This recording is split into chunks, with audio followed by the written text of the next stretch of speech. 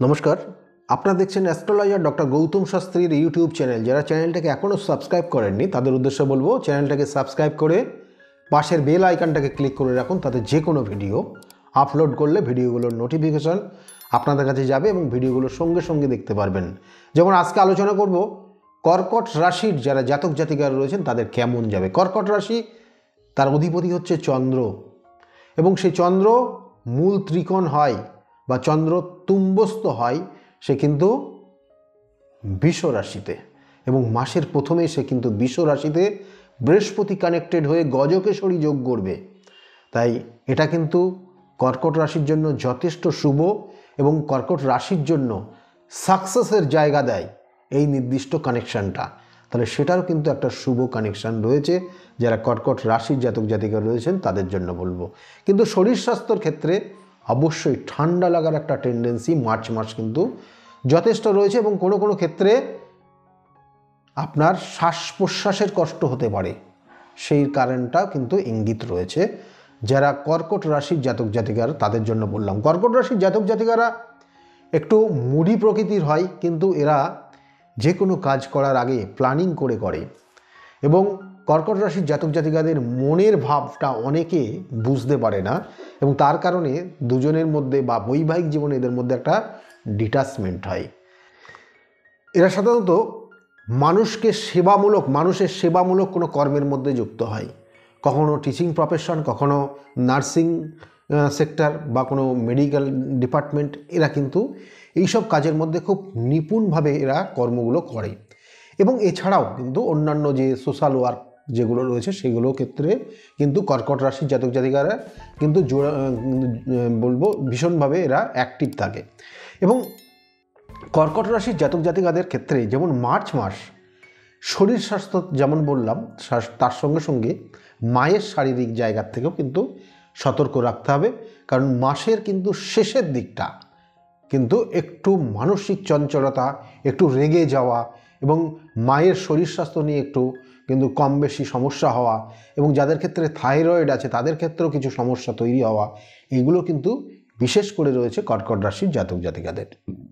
এবং কর্কট রাশির জাতক জাতিকাদের আর যে জায়গাটা রয়েছে অর্থের যে জায়গা, অর্থ প্রাপ্তির ক্ষেত্রে কিন্তু মাসের শেষের দিকে কিছু অর্থ প্রাপ্তি রয়েছে, এবং প্রথমের দিকে অর্থাৎ সারা মাসে কিছু না কিছু অর্থ আপনি পাবেন কর্কট রাশির জাতক জাতিকাদের ক্ষেত্রে বললাম।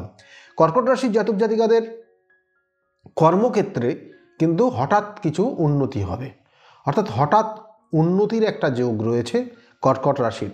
এবং কর্কট রাশির যেমন উন্নতির যোগ রয়েছে, যেমন সেই সঙ্গে সঙ্গে আরেকটা কানেকশন দিচ্ছে প্রমোশন যেমন হবে, তার সঙ্গে সঙ্গে কর্মের পরিধি বৃদ্ধি পাবে এবং অনেক দায়িত্ব পেয়ে যাবে, এবং দেখবেন যে কোনো কোনো ক্ষেত্রে তাকে যে স্থানে কর্ম করছিল সেই স্থান পরিত্যাগ করতে হতে পারে বা অন্য কোনো স্থানে গিয়ে সেই কর্ম করতে পারে। এটার কিন্তু একটা যোগ রয়েছে। এবং যারা কর্ম নিয়ে বিভিন্ন চিন্তায় ছিল, কর্ম পাচ্ছিল না বা কর্ম পেয়েও সেখানে একটা সেই ইনকমপ্লিট জায়গা তৈরি হয়ে থাকা, সেই সব জায়গাগুলো কিন্তু সলভ হবে এই মার্চ মাস যারা কর্কট রাশির জাতক জাতিকা রয়েছেন তার জন্য। এবং যারা চাকরির জন্য চেষ্টা করছেন তাদের ক্ষেত্রেও বলবো মার্চ মাসে কিন্তু আপনার বেশ কিছু সুযোগ সুবিধাগুলো আসবে, এবং শেষের দিকে কিন্তু আরও পজিটিভ কিন্তু সুযোগগুলো আসবে, সেগুলো কিন্তু অবশ্যই অ্যাকসেপ্ট করার চেষ্টা করবেন এবং সেক্ষেত্রে আপনি পেয়েও যাবেন।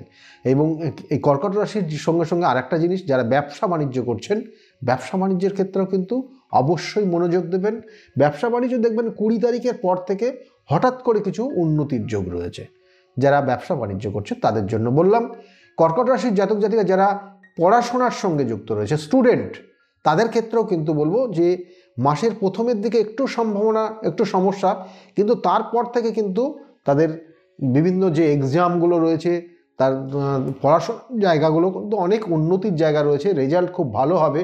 কিন্তু অবশ্যই আমি বারবার বলবো পড়াশোনার ক্ষেত্রেও কিন্তু অবশ্যই মনোযোগ তাদেরকে দিতে হবে।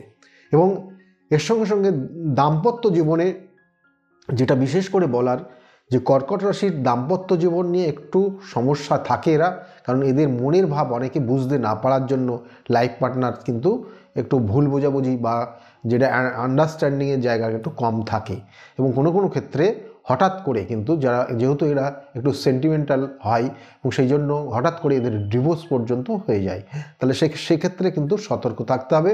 যারা কর্কট রাশির জাতক জাতিকারা রয়েছেন তাদের জন্য বললাম। এবং কর্কট রাশির জাতক জাতিকাদের আর যে জায়গাটা রয়েছে, বিশেষ করে এই মার্চ মাস যারা প্রেমিক প্রেমিকা রয়েছেন তাদের জন্য বলবো যে আপনার আশেপাশের মানুষ খুব ভালো হবে না এবং সেই সম্পর্কটা একটু সমস্যা তৈরি হবে। তবুও বলবো যে পরবর্তী টাইমে, অর্থাৎ এই মার্চ মাসে কিন্তু আপনার লাভ ম্যারেজের জায়গাও কিন্তু অনেকের ক্ষেত্রে রয়েছে, বা বাড়িতে কোনো শুভ অনুষ্ঠানের জায়গাও কিন্তু রয়েছে। কিন্তু শত্রুতার একটা জায়গা রয়েছে, যেটা আপনার কিন্তু নিকট, আপনার বাড়ির আশেপাশের মানুষ দ্বারা আপনি কিন্তু ক্ষতিগ্রস্ত হতে পারেন, বা আপনার ভাই বোন দ্বারাও কিন্তু আপনি ক্ষতিগ্রস্ত হতে পারেন। সেক্ষেত্রেও কিন্তু কর্কট রাশির জাতক জাতিকাদের সবার জন্য রয়েছে কিন্তু এই সমস্যা, শত্রুতা।